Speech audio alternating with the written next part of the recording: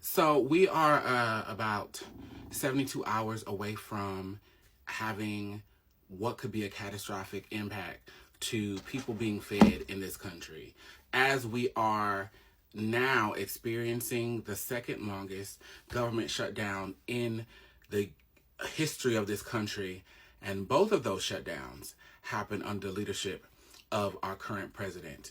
I want to start there with leadership because what Mike Johnson and folks are saying is that, hey, this is because the Democrats won't agree to fund the government for 7 weeks, the way they've all done it before. And that's why the SNAP benefits aren't coming. Senators, whether folks who are senators and representatives, whether you're talking about the House or the Senate, I don't like, but I can understand how they can be partisan. What partisan, Dominique? Meaning that they want to focus on party lines, whether they are pushing only Democratic-backed ideas, whether they're pushing only Republican-backed ideas. I think it's a fool, but I can understand it because they represent small communities. They represent people that they actually can reach out and touch and know. The one person in all of this conflama whose job is to serve everyone in this country is Donald Trump. The one person who has the power and has made the intentional choice not to utilize emergency funds to ensure that SNAP benefits can go out to folks in our country is Donald Trump. The same person who tore down the east wing of the White House last week to begin construction on his $300 million ballroom. The same person who sent $40 million over there to Argentina for that man to win his election. The same person who was just out of the country doing the cha-cha slide the other day while your stomach is doing the cha-cha slide. Now, I get it. I understand this idea of feeling like you are working yourself to the bone and people are getting free food stamps and, the videos of people, y'all shouldn't be going out there buying all of these snacks and this, that, and the third. First of all, Susan, you make $12 an hour your goddamn self. You're not paying that much in taxes for you to have the audacity and unmitigated gall to feel like you are funding the food in another house. Let me see. Last year, we spent $99.8 billion on SNAP benefits for over $41 million a month. That comes down to about $273 million a day.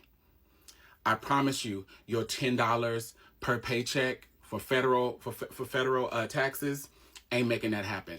Two, as someone with no children, as someone with no children in school, as someone who doesn't give birth, there are so many subsidies that everyone benefits from that some of y'all find to be okay, but y'all want to focus on what people eat, what people are being able to purchase. You mad because somebody got crab legs. They had $200. They spent $50 of it on crab legs. Would that be the choice that I made? No, but it's not my mouth. And there's some language that's being used around, you ghetto lazy people. 63% of SNAP recipients are white folks. 63%, 27% Black, 27% Hispanic. Now, the numbers look disproportionate because of our population, but also I want to name, there's always been riggery and foolishness around the census in our country, and they are already preparing to add some more foolishness to it. 87% of SNAP recipients are born in the United States. So this idea that undocumented people are snatching the corn kernels out of your mouth is a goddamn lie. I also wanted to know the top states where people are receiving SNAP benefits. New Mexico, Louisiana, West Virginia, Oklahoma, and Oregon. Do you know that those are mostly ran by Republicans? That these are mostly states that supported the current president? So yes, up there in the White House, he's making it seem like these are blowbacks and retaliation measures on Democrats. But why ain't he looking out for y'all? Y'all put him in that position. You've put him in the position to make his family billionaires again. Through cryptocurrency, he's out here selling you all Bibles with his name on it. I mean, bitch, the idolatry is out of line. At the end of the day, the day got to end in the words of Gloria, hallelujah, huh? And what I know to be true is that, yes, the Democrats could acquiesce and then they would push these things through and people would have SNAP benefits. But they're holding the line when it comes to access to medical care that may not always be affordable, but the closest to affordable that most people have had in our lifetimes. Second of all, We have watched how the Republicans do not let things go. They are like a dog with a bone to get what they want. That's how they have the power they have now. So for them to get up there and make it seem like the Democrats are just being unreasonable is wild business. Like, the Democrats are finally pushing back, finally saying go to hell, and y'all want to make it seem like it's the worst thing that ever happened. And last but not least, the true gag is that the Democrats could hold the line for medical care and people could get SNAP benefits if the president of the United States realized he was the president of the United States. Not the president of the people he liked, not the president of white people, not president of the states that voted for him, not president of the people who like Charlie Kirk, not president of the people who put his face on the shirt, not the president of the people who kiss his ass, the president of the United States. Whether you voted for him or not,